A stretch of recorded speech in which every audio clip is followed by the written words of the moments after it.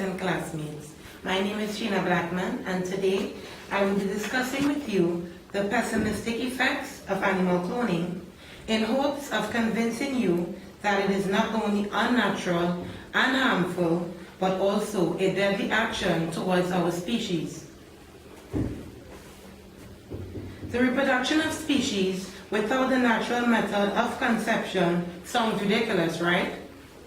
But the cloning of animals these days are getting out of control, where scientists are willing to clone anything that is considered an animal, including us as humans.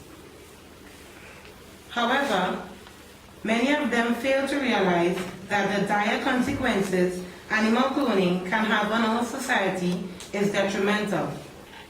As stated in Biotics and New Embryology, cloning came from the Greek word clone, which means a plant cutting or sprig.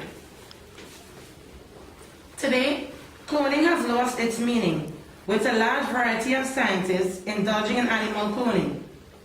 In 1952, the first animal, a tadpole, was cloned. This set a combustion to scientists worldwide to practice such abnormal acts. On February 14, 2003, Dolly the sheep was a result of such creation. She was and still is one of the most hit stories in the cloning industry. Despite the scientists' success, the mammal suffered from severe defects, painful disease, arthritis, just to name a few, which caused her to die 6 years earlier compared to the life expectancy of a natural bred sheep. She was a mother of 6 lambs who never got the opportunity to have a relationship with her offsprings. This seems harmless to our species, right? Well, think again. As they are presently working to clone you and I, as if our present genetic mutations were not enough to worry about. Imagine, despite all the effects animals can encounter and are exposed to, which are birth defects, illness, psychological impairments, and premature deaths, scientists and their team are still pursuing new ways to shorten their lives and create biological imbalances. My question to you today, is this necessary? Is this ethical? No. In addition, cloning is expensive to our nation, and 90% of cloning attempts fail. These expensive procedures, ladies and gentlemen, are depriving our nation's development, as the building of a medical institution or a learning facility would be much more beneficial.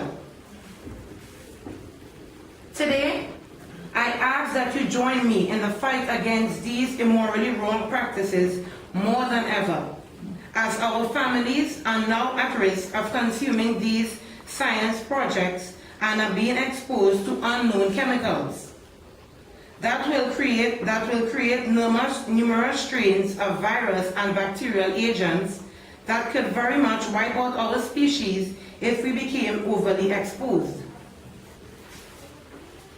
This is just an example of how risky and deadly it is to eat products that are from these animals. Also, 67% of Americans disapprove with these actions and would not consume this food even if it was labeled safe. I encourage you all who are also against this to take some action now, before we are left in a world with no naturally bred animals, which could only destroy our lives now and in the future, and manipulate the animal's DNA, causing extreme deformities or even give birth to dangerous species. However, animals that are cloned endure great consequences and are deprived of their natural inhabitants and freedom. Just because humans can clone animals for food, fashion, and furniture doesn't mean they should. Thank you all for listening, and I hope that you leave this room with some knowledge on animal cloning. And please, if you're against this like myself, try to let your voice be heard by exploring this website, endanimalcloning.org, and get involved to decrease the cloning of animals. Thank you.